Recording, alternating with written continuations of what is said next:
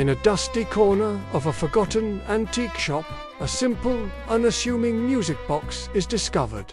It looks like any other, but when wound, it plays a melody so haunting, so powerful, it seems to carry the weight of a nation's soul.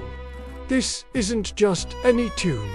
It's a secret code, a revolutionary anthem, and the key to understanding one of history's greatest composers, Giuseppe. But this music box holds a darker secret, one that Verdi took to his grave.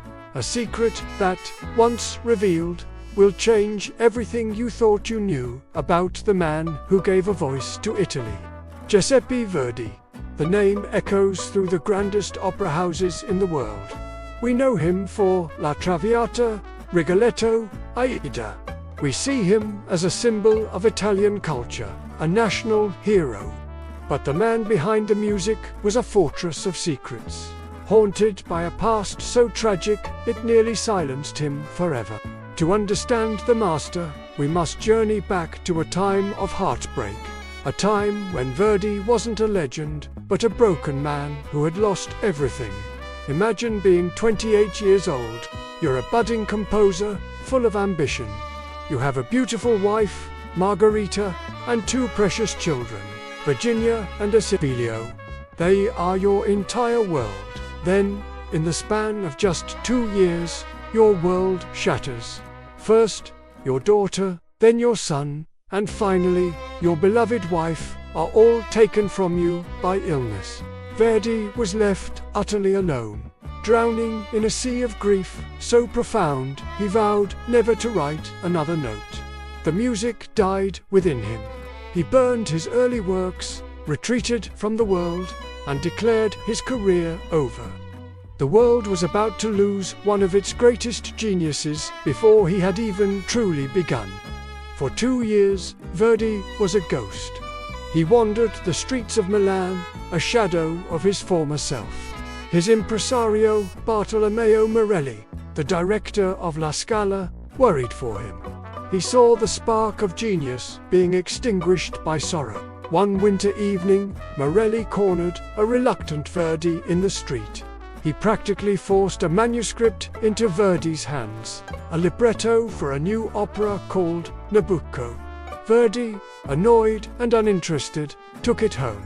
He threw it on his desk, and the manuscript fell open. His eyes landed on a single line. A chorus of Hebrew slaves lamenting their lost homeland, Va pensiero, solari da rete, fly, thought, on golden wings. Something stirred in him.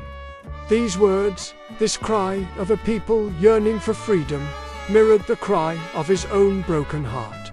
But it was more than that. Italy at the time was not a unified country. It was a patchwork of states, many under the oppressive rule of the Austrian Empire. The Italian people, like the Hebrew slaves in the libretto, longed for a homeland, for freedom, for a voice. In that moment, Verdi's personal tragedy began to merge with the collective suffering of his people. He stayed up all night, reading the libretto not once, but 3 times. By dawn, he knew every word by heart. The music, silent for so long, began to flood back into his soul, not as a whisper of personal grief, but as a roar of national defiance. Nabucco would be his comeback. The premiere of Nabucco in 1842 at La Scala wasn't just a performance. It was an explosion. When the chorus of the Hebrew slaves, Va pensiero, began, the audience was transfixed. The melody was simple, yet overwhelmingly powerful. It was a song of exile, of hope, of unbreakable spirit. The people in the theater understood. This wasn't just a story about ancient Babylon. It was their asterisk story.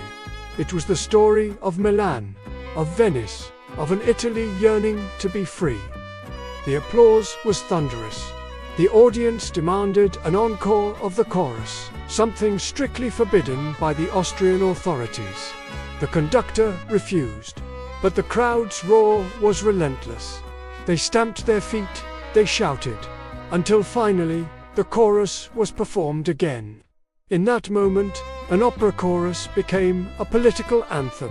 Giuseppe Verdi had accidentally become the sound of the Italian Risorgimento, the movement for Italian unification. Suddenly, Verdi was more than a composer.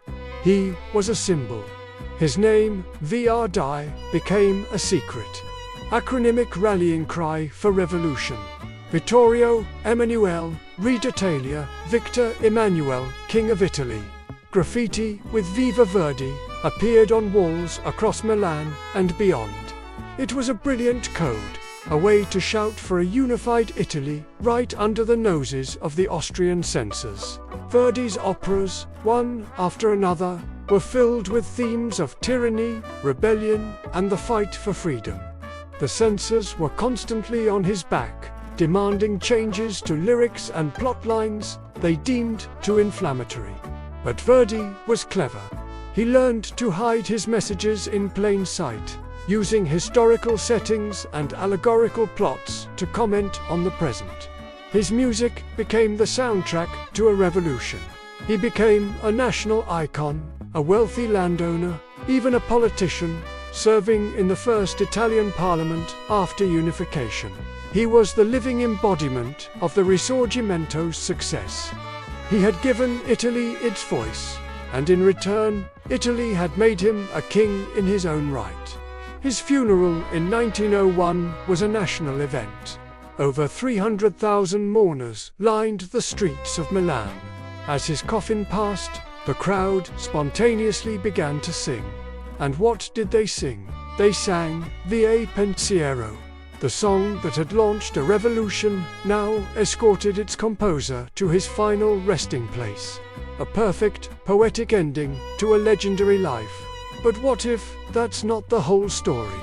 What if the neat narrative of Verdi, the accidental revolutionary, is a carefully constructed myth? Let's go back to that music box from the beginning. Recent forensic analysis of the metal and wood places its creation not in the late 19th century, as believed, but much, much earlier, around 1839. That's a full 3 years before Nabucco premiered, and the melody it plays. It's not dissimilar to Va Pensiero. It's an early, almost identical draft of the iconic chorus. How is this possible? 1839 was the darkest period of Verdi's life, the year his wife and children were dying. He had supposedly sworn off music. So why was he composing the seed of a revolutionary anthem while consumed by personal grief? Here is the twist that history forgot. Verdi's father-in-law, Antonio Barozzi, wasn't just a merchant.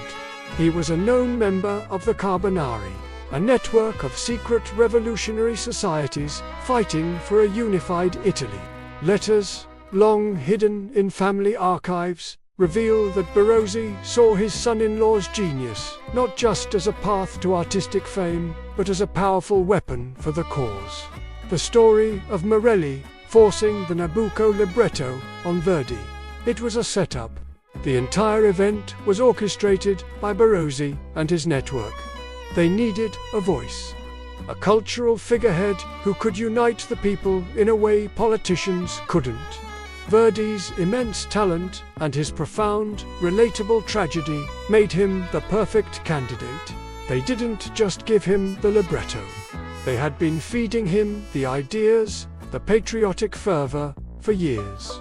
The line, "Fly, thought, on golden wings," wasn't a random discovery.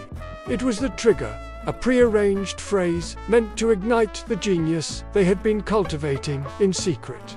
Verdi's vow of silence wasn't just about grief. It was a cover. In his darkest hour, he wasn't abandoning music. He was forging it into a weapon, secretly composing drafts of patriotic anthems, like the one in the music box, fueled by the revolutionary ideals of his father-in-law. The Viva Verdi graffiti wasn't a spontaneous public invention.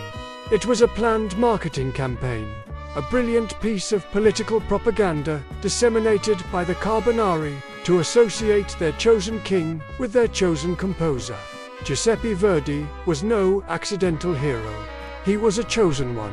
His entire career, from Nabucco onward, was a masterful, long-term collaboration with the revolutionary underground. He wasn't just the voice of the revolution, he was one of its chief architects, hiding in plain sight on the world's most glamorous stages. His genius was not just in his music, but in his ability to play a role so convincingly that for over a century, the entire world believed the myth. The man who gave a voice to a nation did so not by accident, but by design. And that is a secret far more powerful than any opera he ever wrote. Thanks for watching.